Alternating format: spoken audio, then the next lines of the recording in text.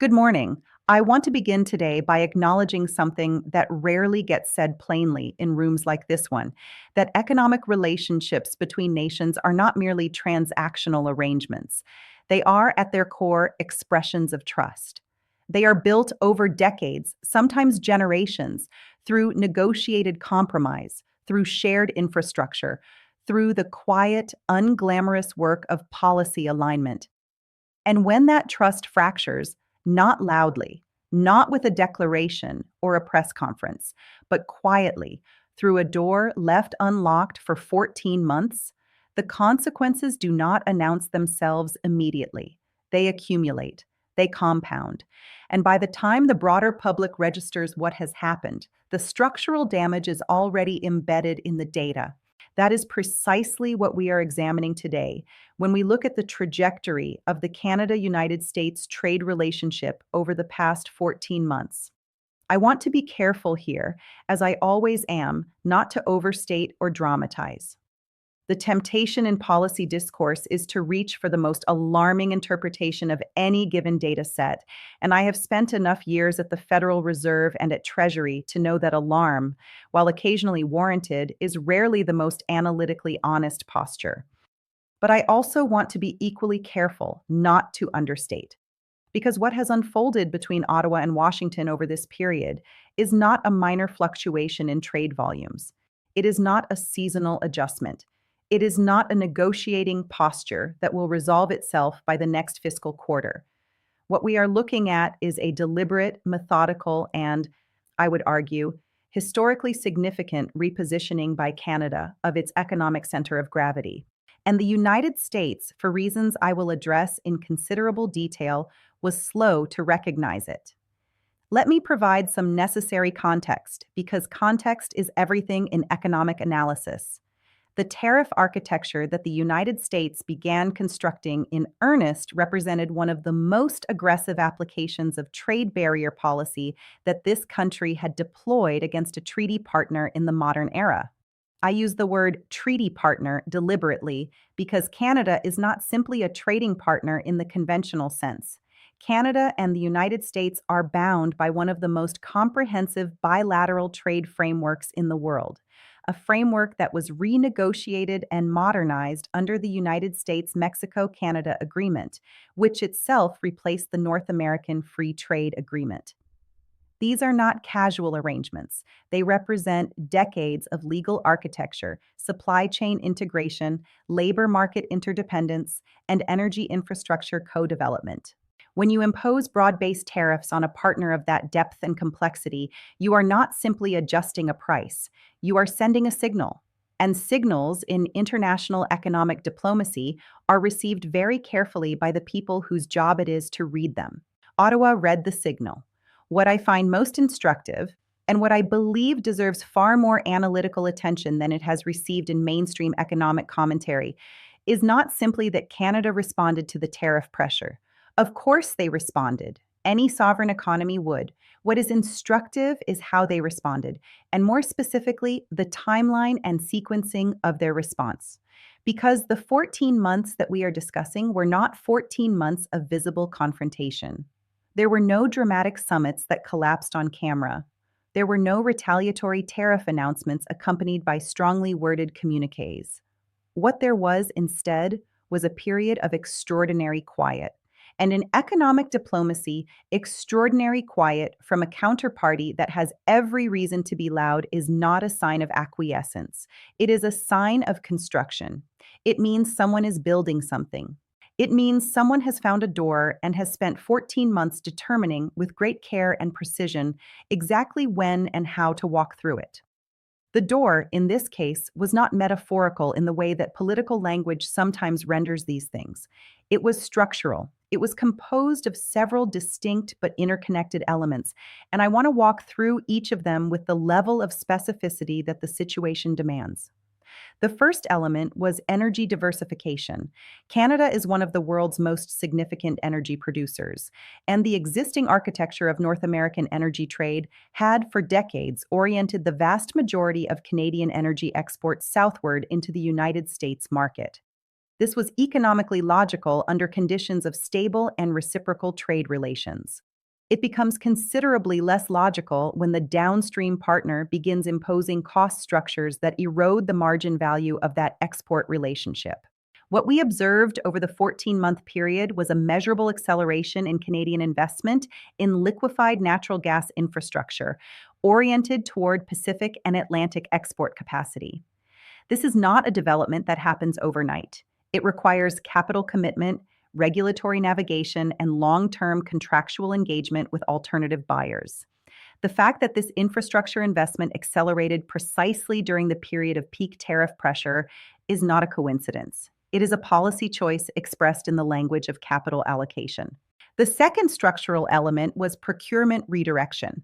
This is perhaps less visible to the general public than energy policy, but it is in many respects more immediately consequential for American workers and American businesses. Canadian federal and provincial procurement, the government purchasing of goods, services, and infrastructure, had historically maintained significant American supplier relationships. Defense-adjacent contracts, technology infrastructure, agricultural inputs, construction materials, across all of these categories, Canadian procurement officers began, systematically and without public announcement, evaluating the degree to which American suppliers could be substituted with domestic Canadian producers, European partners, or emerging market suppliers operating outside the tariff-affected framework. The numbers that have begun to surface in trade flow data over recent quarters tell a story that is quiet but unmistakable. American export categories that had enjoyed relatively stable Canadian market share for decades began showing contraction that could not be attributed to demand-side factors alone. This was supply-side substitution. This was Canada finding alternative doors within the room. The third element, and the one I want to spend the most time on as we move through this analysis, is the recalibration of Canada's posture within multilateral economic institutions and bilateral frameworks with non-American partners. This is the dimension that I believe Washington was slowest to register, and the one with the most significant long-term implications for American economic influence in the hemisphere.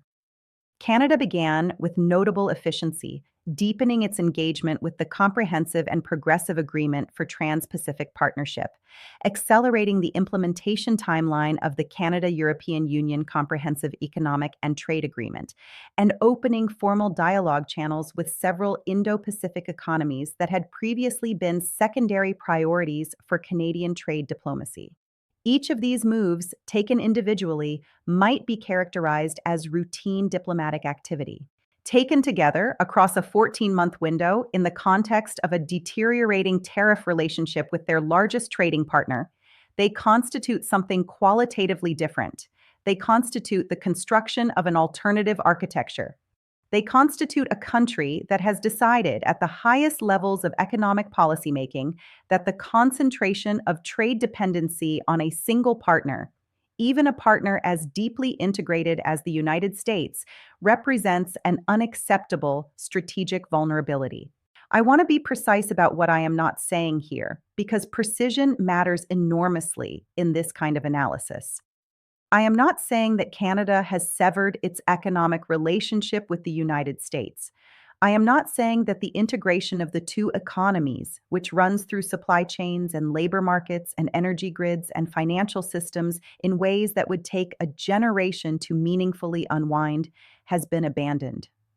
What I am saying is that the marginal direction of Canadian economic policy, the direction in which new investment, new relationships, and new institutional commitments are flowing, has shifted in ways that are durable, that are structurally motivated, and that will be very difficult to reverse even if the tariff architecture that precipitated them were to be dismantled tomorrow. And that is the central economic insight that I want this analysis to establish clearly before we proceed. The tariff wall held for 14 months. Canada found the door, and when they walked through it, they did not knock, because knocking implies a request for permission. What Canada did was not a request. It was a decision. And decisions of that kind, made at the sovereign economic level, leave marks that persist long after the immediate policy dispute that generated them has been resolved. We will turn now, in the sections that follow, to the specific data, the specific policy mechanisms, and the specific forward-looking implications of this repositioning for American export markets, for American energy pricing, for American influence within the multilateral trade architecture, and for the broader question of what the United States must now do with clarity and with urgency to rebuild the kind of economic partnership that serves the long-term interests of both nations. When we examine the specific data that has emerged from this 14-month period, we must begin with what economists refer to as the terms of trade, the relative prices at which a country exchanges its exports for imports. For the United States, the terms of trade with Canada had, for the better part of 3 decades, been extraordinarily favorable. This was not accidental.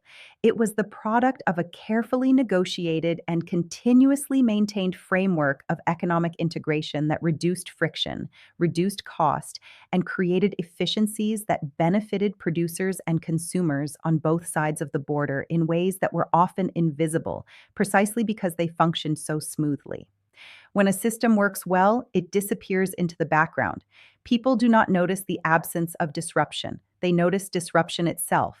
And what the tariff architecture introduced at its most fundamental level was disruption, not merely in the abstract policy sense, but in the very practical, very measurable sense of altered cost structures that rippled through supply chains with a speed and comprehensiveness that I do not believe the architects of that policy fully anticipated. Let me be specific about the transmission mechanism, because I think it is important for people outside of specialized economic circles to understand precisely how tariff-induced cost increases move through an integrated economy.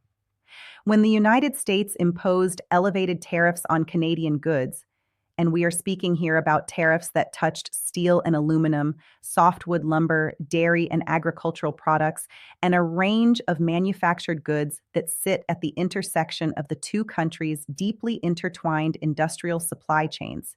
The immediate effect was a price increase at the point of import. American manufacturers and processors who relied on Canadian inputs suddenly faced higher input costs. Some of them absorbed those costs, compressing their margins. Some of them passed those costs downstream to their customers, contributing to inflationary pressure in specific sectors. And some of them began, as rational economic actors do, evaluating whether alternative sourcing arrangements might reduce their exposure to tariff-driven cost volatility. This third response is the one that carries the most significant long-term implications because it represents a structural adaptation rather than a temporary adjustment. On the Canadian side, the transmission mechanism operated differently, but with equally significant consequences.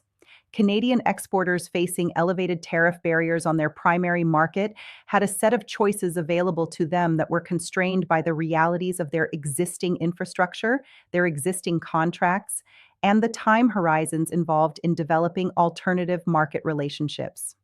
In the short term, many Canadian exporters accepted reduced margins in order to maintain market share in the United States, essentially subsidizing the tariff cost internally. This is a posture that is economically sustainable for a limited period, and the length of that period depends on the financial resilience of the exporting firms and the depth of their access to alternative markets. What the 14-month window revealed is that a significant number of Canadian industries reached the limit of their short-term absorption capacity and began making the medium-term structural adaptations that I described in the first section of this analysis: the acceleration of energy export infrastructure investment, the redirection of procurement relationships, the deepening of alternative trade agreements. These were not impulsive reactions.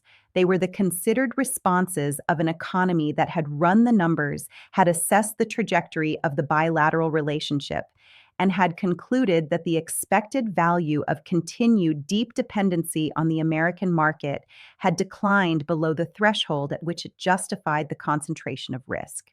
I want to draw particular attention to the energy dimension of this analysis because I believe it is the area where the long-term consequences for the United States are most significant and most underappreciated in current public discourse. The United States and Canada have developed, over the course of several decades, one of the most deeply integrated energy systems in the world. Canadian oil and gas flows southward through an extensive pipeline infrastructure that connects Alberta's oil sands and British Columbia's natural gas fields to refineries, processing facilities, and distribution networks across the northern and midwestern United States. This integration has been a source of enormous economic value for both countries, but it has also created a structural dependency that cuts in both directions.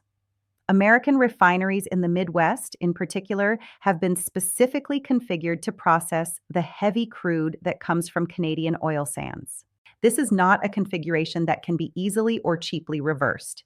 It represents decades of capital investment and engineering specificity that creates a form of lock-in on the American side that is often not fully appreciated in policy discussions about energy independence. What the 14-month period revealed is that Canada has been investing with considerable seriousness in the infrastructure that would allow it to reduce that lock-in from its own side, not by disrupting existing pipeline flows, which would be economically self-destructive in the short term, but by developing the additional export capacity that would give Canadian energy producers genuine optionality in their choice of markets. The expansion of liquefied natural gas export capacity on Canada's Pacific coast is the most visible manifestation of this strategy, but it is accompanied by a broader set of investments in port infrastructure, pipeline laterals, and contractual frameworks with Asian buyers that collectively represent a fundamental transformation of Canada's energy export architecture. When this infrastructure reaches full operational capacity, and the timelines involved suggest that meaningful capacity additions are already coming online and will continue to do so over the next several years, Canadian energy producers will have genuine choices about where to direct their exports in a way that they have not had for decades. And the existence of that optionality will change the nature of the bilateral energy relationship in ways that American policymakers need to understand clearly and plan for explicitly. The implications for American energy pricing are direct and material. The Midwest refining complex that has depended on competitively priced Canadian heavy crude will face a different supply environment if Canadian producers gain the ability to direct meaningful volumes toward Asian buyers who are willing to pay prices that reflect global market conditions rather than the historically discounted rates that have characterized landlocked Canadian crude. This is not a speculative scenario. It is the straightforward economic consequence of expanding export optionality for a supplier that has historically had limited alternatives. The price of Canadian crude has traded at a persistent discount to West Texas Intermediate and Brent precisely because Canadian producers lacked the export infrastructure to access global buyers effectively. As that infrastructure develops, that discount will narrow. And as that discount narrows, the cost advantage that American Midwest refiners have enjoyed for decades will erode. The downstream effects on American consumers, in the form of higher gasoline and heating fuel prices in precisely the regions that have most benefited from cheap Canadian energy inputs, will be real, measurable, and politically significant. Beyond energy, the procurement redirection that I referenced in the first section of this analysis deserves considerably more detailed examination than it typically receives in mainstream economic commentary. Government procurement is, in aggregate, one of the most significant drivers of trade flows between the two countries, and its importance is often obscured by the fact that it operates through thousands of individual contracting decisions, rather than through a single visible policy change. When Canadian federal and provincial governments began systematically evaluating the substitutability of American suppliers across their procurement portfolios, the effect was distributed across an enormous number of specific contracts and specific industries in ways that did not produce a single dramatic headline, but that collectively represented a substantial reorientation of commercial flows. American firms in sectors ranging from aerospace components to information technology infrastructure to agricultural machinery found themselves facing a more rigorous competitive evaluation in Canadian procurement processes than they had experienced in the preceding decade. Some of these firms were able to compete successfully on price and quality in the new environment. Others were not. And for those that were not, the loss of Canadian government contracts represented a direct and immediate impact on revenue, employment, and in some cases, on the viability of production runs that had been sized to include Canadian demand. The labor market implications of this procurement redirection are worth examining in some detail because they connect the abstract policy discussion to the concrete economic realities experienced by American workers. Manufacturing employment in the United States is concentrated in geographic clusters that often have high levels of dependence on specific export relationships. When a major export relationship contracts, whether through the loss of government procurement contracts, the substitution of domestic Canadian production for American exports, or the diversion of Canadian purchasing power toward European or Asian suppliers, the employment effects are not evenly distributed across the national labor market. They are concentrated in specific communities, specific industries, and specific demographic groups. The workers who assemble the components that go into Canadian government infrastructure projects, the machinists who fabricate the parts that go into Canadian agricultural equipment, the software engineers whose products have been specified into Canadian federal procurement frameworks. These are real people in real communities whose economic circumstances are affected by trade policy decisions in ways that the aggregate national statistics do not adequately capture. I raise this not to assign blame or to argue for a particular policy response. That discussion will come in the later sections of this analysis, but to establish clearly that the consequences of the 14-month period we are examining are not abstract. They are not confined to trade flow statistics and terms of trade indices and current account balances. They are present in the employment data, in the regional economic performance data, in the business investment data, and in the financial performance of American firms that had built their business models around the assumption of a stable and growing Canadian market. The tariff architecture that was intended to protect American industries and American workers has, in a number of specific and measurable ways, produced outcomes that are precisely contrary to those intentions. This is not an unusual finding in the economic literature on tariffs and trade barriers. The history of protectionist trade policy is, with a regularity that should be instructive, a history of intended consequences being accompanied by unintended consequences of comparable or greater magnitude.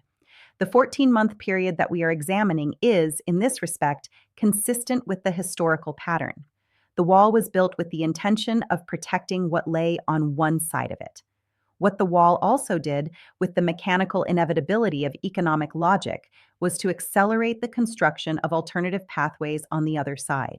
The data that will define the economic legacy of this period is still being written. Trade flows adjust with lags. Investment decisions made in the last 14 months will not fully manifest in output and employment data for quarters or years to come. Contractual relationships that were redirected are locked in for the duration of their terms. Infrastructure that is being built will, when completed, create facts on the ground, or more precisely, facts in the ground and on the water, that will shape the economic geography of North American trade for decades. This is the nature of structural economic change. It does not announce itself with the drama of a financial crisis or the visibility of a market crash.